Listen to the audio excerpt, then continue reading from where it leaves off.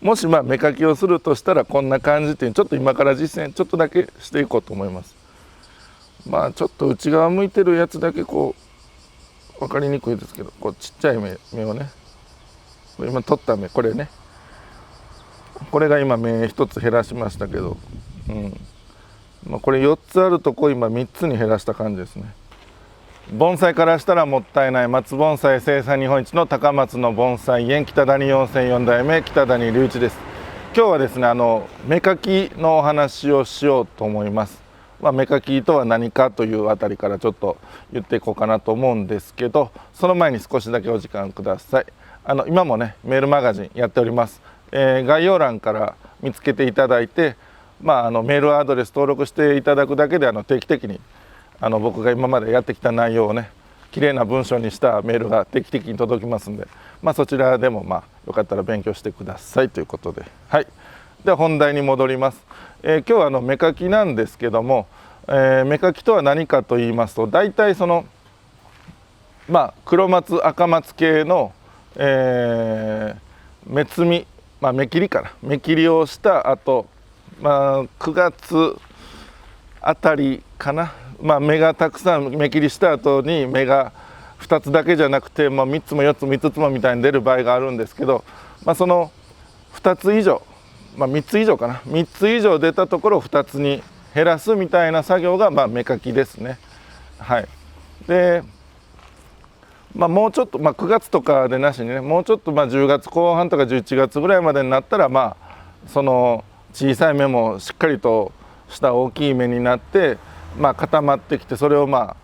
剪定作業という名前に変わりますかね。それをしていったら別にいいだけの話ではあるんですけど、その芽かきなんでした方がいいかという、基本僕の考えの中ではあんまり芽かきはねする必要はないかなと思ってます。してもしなくてもそんなに変わらないという考えで結構ねこれ視聴者さんから芽かきはした方がいいですよね、芽かきはした方がいいですよね結構、質問が最近多かったので、これ一回ちょっとお答えする動画作っとった方がいいかなと思って今日なんですけども、芽かきをしてもせんでもいいんですけど、どうしてもしたい場合はこういう状態ですよというのを今から言っていこうかなと思います。これ目の前にある盆栽、赤松なんですけども、芽がね、1箇所からいっぱい出て、もうこの結構もさもさっとしてるんで、その下の枝なんかは、影になりやすいぐらい、もさもさっとしてるんですけども、こういう状態の木に限っては芽かきしてもいいんかなという気がします。しなくてもいいんですけど、してもいいかなという。ほんで芽かきをしなかったらこの2つ以上残してたらその枝が太るから良くないで、基本的に一枝からは2芽っていうのがセオリーである。基本は2芽の方がいい。で、さっきも言ったんですけど2つ以上、3つ以上とか3つとか4つとかあればそこで太ってしまうみたいな、だから芽かきをした方がいいっていうね、そういうなんかネットとかで調べたら出てくるらしいんですけど、2つにすればねいいんはいいんですけど、それはいいんです。でも今はこの成長段階、松ってきれいに見せようと思ったらやっぱりきれいに見せれるのが10月後半から3月ぐらいまでが松のね一番美しい時期なんですけど、それに対してもう8月9月言ったらまだまだこう成長段階養生してる間なんで、その時はそんなに美しさを考えなくてもいいのかなという、綺麗な目にしていく準備段階みたいなね、はい、だから二目にするのはそんな急がんでもええんかなと思うんです。でももう一つね、そのさっきも言ったのがたくさん芽をつけたままにしてたら枝が太るとかいうね、それはどうかなっていうね、これに関してはネットでそういう文言が出てきたらしいんですけど、ちょっと違うんじゃないかなっていうね、ネットの答えにね反論するような感じなんですけどね。はい、でまあまあそういう考え方もありながら、もし芽かきをするとしたらこんな感じっていうちょっと今から実践ちょっとだけしていこうと思います。もう大体どこもねもう3つ以上3つとか4つとかついてるんで、ただてっぺんの方はね、無理に2つにせんでもええんかなっていう、3つぐらいでもええんかなっていうね、まあちょっと内側向いてるやつだけこう分かりにくいですけど、こうちっちゃい芽をね、今取った芽これね、これが今芽1つ減らしましたけど、これ4つあるとこ今3つに減らした感じですね。てっぺんの方はこんな感じで、ちょっと下の方行きましょうか。この辺の枝の部分に関してはなるべく同じサイズの2つにしたいんですけど、このちっちゃいの取ろうかな。向きは悪いけど